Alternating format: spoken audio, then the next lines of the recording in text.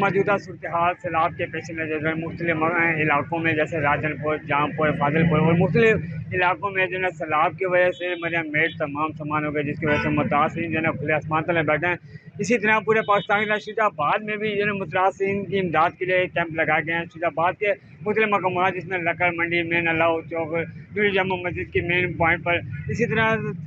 چھوٹی نہر پر بھی جو ہے امدادی پوائنٹ لگایا گیا ہے، جہاں پر شہری جو ہے نا بڑھ چڑھ کر حصہ لیں، جس میں سے آٹا، گھی، چینی، چاول، کپڑے اور مختلف اشیاء شامل ہیں جو امداد کے طور پر پیش کی جائیں گے۔ میرے ساتھ موجود ہیں اہل سنت جماعت کے رہنما، مزید ان سے بات کرتے ہیں کہ یہ کیمپ لگانے کا ان کا کیا مقصد ہے اور وہ متاثرین کے لیے کس قدر امداد کر رہے ہیں۔ یہ آسان میں بتائیے گا کہ کس بسم اللہ الرحمن الرحیم۔ درد دل کے واسطے پیدا کیا انسان کو، ورنہ طاعت کے لیے کچھ کم نہ تھے کرو بیان۔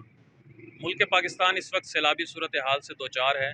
جس طرح پورے ملک کے اندر امدادی کاروائیاں جاری ہیں، الحمدللہ شجاع آباد کی غیور عوام نے بھی اپنی مدد آپ کے تحت اور مختلف فلاحی اور رفاہی اداروں کے زیر تحت چلنے والے امدادی کیمپوں میں بڑھ چڑھ کر حصہ لیا، اور الحمدللہ ہمارے پاس بھی یہاں مرکز اہل سنت نوری جامع مسجد میں اور علامہ اظہر ٹرسٹ جماعت اہل سنت کے زیر اہتمام جو کیمپ لگایا گیا، اس میں بھی لوگ بڑھ چڑھ کر تعاون کر رہے ہیں، جس میں راشن ہے، پانی، گھی، چینی، آٹا، دالیں وغیرہ، اور لوگ اپنی مدد آپ کے تحت یہاں ہر چیز پہنچا رہے ہیں، جس میں کپڑے بھی شامل ہیں، جوتیاں بھی شامل ہیں۔ تو میں اہلیان شجاع آباد سے مزید بھی یہی درخواست کروں گا کہ آئیں دکھی انسانیت کی مدد کے لیے آگے بڑھیں، تاکہ وہ لوگ جو ہماری مدد کے منتظر ہیں، چھوٹے بچے جو دودھ وغیرہ کے لیے بلک رہے ہیں، ان تک جو ہے ہماری چیزیں آسانی سے پہنچ سکیں۔ جی، جیسے کہ آپ نے ان کی بات سنی کا یہی کہنا ہے کہ متاثرین کی امداد کے لیے شہری جو ہے نا بڑھ چڑھ کر حصہ لے رہے ہیں، اور مزید انہوں نے ان سے اپیل بھی کیا کہ جو ہو سکے اپنے ساتھ استطاعت کے ان کی مدد کریں، تاکہ اپنے متاثر مسلمان بہنوں کی امداد کی جا سکے۔ جی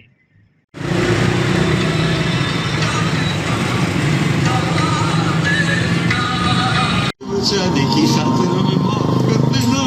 یا اللہ، ہماری مثال اس بچے